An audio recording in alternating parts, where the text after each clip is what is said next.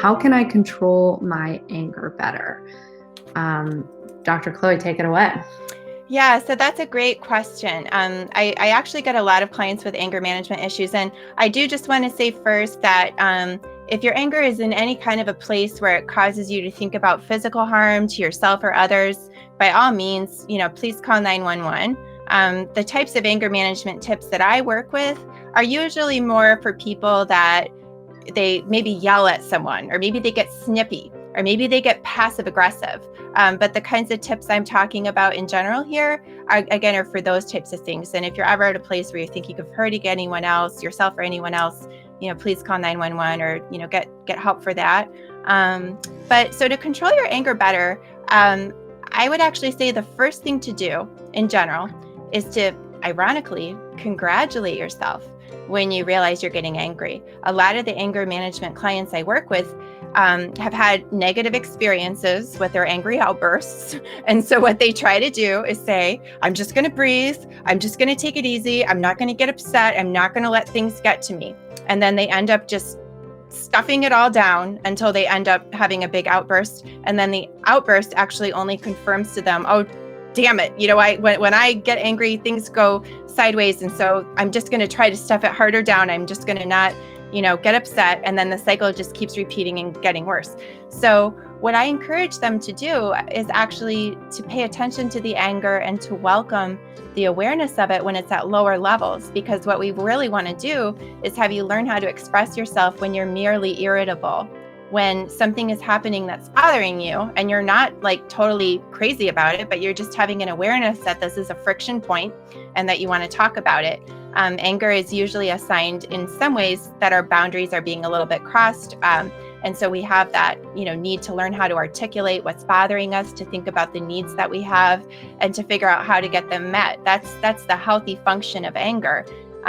So a thing you can do also is to, write down what's happening for you. Sometimes when we get really angry, we can start to even lose our ability to put our feelings into words. Like that's why we have that saying, like, I was just seeing red, right? Like I couldn't even articulate what I needed or wanted. And so sometimes just journaling and writing down, like, here's what happened today and here's why I'm so upset. And then as you're writing, you'll probably be like, yeah, and then he did the same thing 2 weeks ago, and that's why I'm really angry. And like, you just jot it all down and really like kind of make the case on paper as to why you're so angry.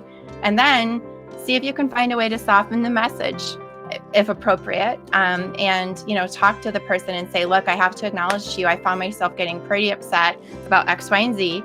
And I wanted to just explain why, to see if, we can agree on something different moving forward in this type of situation.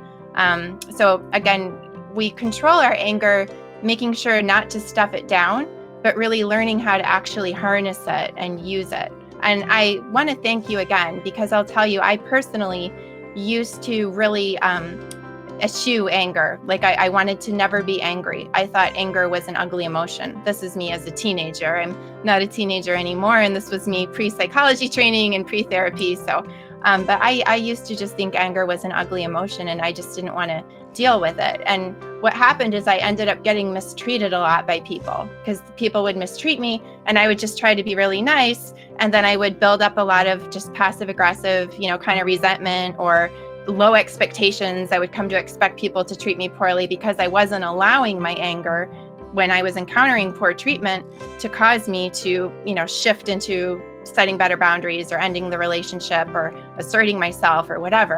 And so ironically, again, people who don't want to actually learn how to deal with anger end up getting kind of bitter and resentful, and it actually breeds anger.